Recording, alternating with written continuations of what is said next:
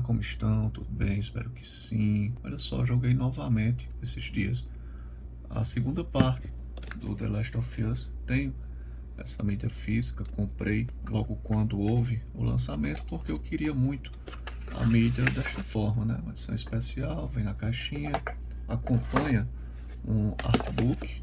Aqui o artbook lindo, né? Coisa maravilhosa, cara.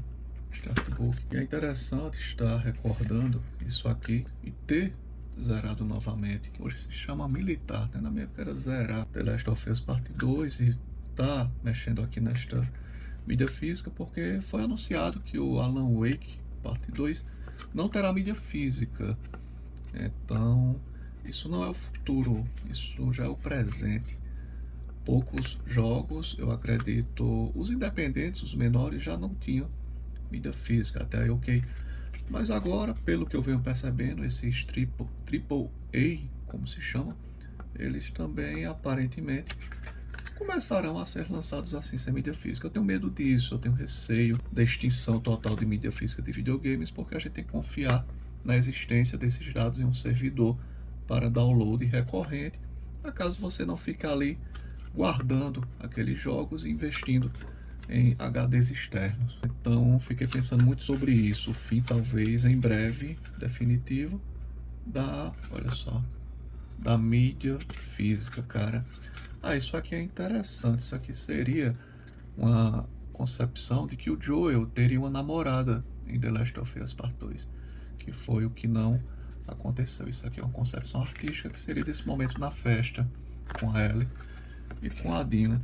The Last of Us Part 2 é o meu jogo, né? Lacrante preferido. Tem suas pegadas lacrantes, mas tem uma jogabilidade e uma mecânica incrível, cara.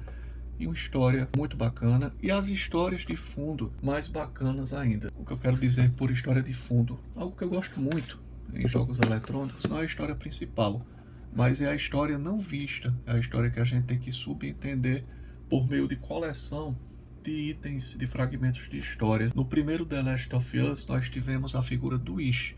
Quando chega ali na parte dos subúrbios, o Joel vai colecionando bilhetes de um cara chamado Ish, que estava em um barco.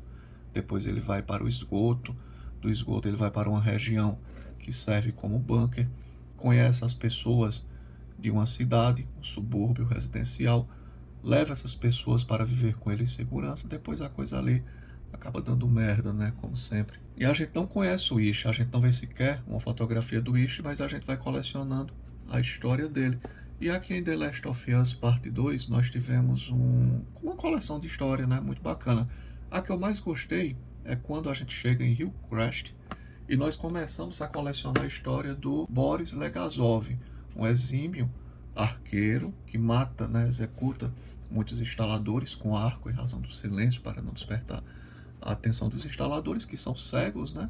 Mas ouvem muito bem. E a filha dele se revolta com a Fedra, que é um remanescente do governo, tomando conta ali daquele vilarejo, daquele bairro. Ela picha um carro da Fedra, em razão disso, salvo engano, o nome dela é Sofia, ela é morta pelo pessoal. E a população que cresceu ali, que conviveu sempre com Boris Legazov e sua filha, não lhe dá atenção. Na verdade, vira as costas para o Boris, enquanto ele quer vingança pela morte da filha. Isso para mim é uma grande lição de vida. São as pequenas lições de vidas que a gente consegue colher em narrativas tão maravilhosas como são alguns jogos eletrônicos. Eu me recordo que a primeira vez em que eu joguei The Last of Us Parte 2, eu até destaquei isso em uma postagem que eu intitulei Lembre-se de Boris Legazov, que é o mesmo título que eu vou usar neste vídeo, uma postagem escrita a respeito de pequenas lições de vidas que podemos retirar de jogos eletrônicos, na parte narrativa dos jogos eletrônicos. E para tempos sombrios, onde vivemos, onde pessoas estão voltando, né, à época do denuncismo, não sei se vocês perceberam, mas está voltando entre nós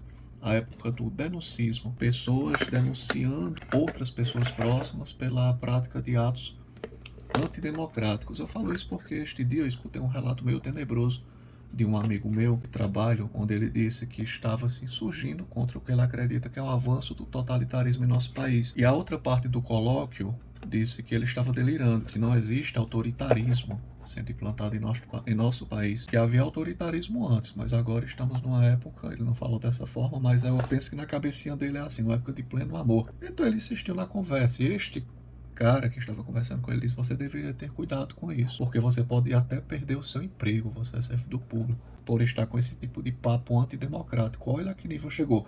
Ou seja, quando ele respondeu isso ao meu colega, o que é que ele estava afirmando? Ele estava dando razão ao meu colega, que realmente existe um clima totalitário de medo, de terror e de mordaça, como há muitos anos não se via aqui nesse país. Captaram a coisa? Ele falou que havia um clima de terror, de medo e de totalitarismo sendo já colhido entre nós. A outra parte informou que não. Quando ele insistiu no assunto, o cara disse: você deveria ter cuidado com isso, porque pessoas podem até perder o emprego em razão dessa manifestação antidemocrática. Ou seja, ele reafirmou realmente, ele acabou concordando com este comentário infeliz com o meu colega, de que é um clima de medo. Então, fica essa lição do Boris Legazov, né? Lembre-se do Boris Legazov de The Last of Us. Não queiram, né, ser o herói de onde vocês vivem. Fazendo outra brincadeira aqui com The Last of Us, né, os vagalumes. Não tentem trazer as pessoas de uma forma tão explícita para a luz. A gente pincela aqui uma opinião, pincela outra, mistura alguns argumentos com uma citação de um filme, um quadrinho, um jogo, mas evitem, né? É bom evitar nestes tempos tão sombrios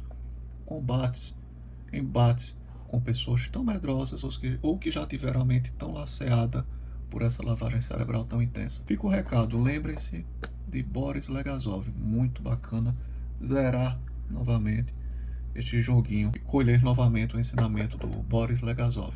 Eu vou ficando por aqui, um abraço a todos e até a próxima.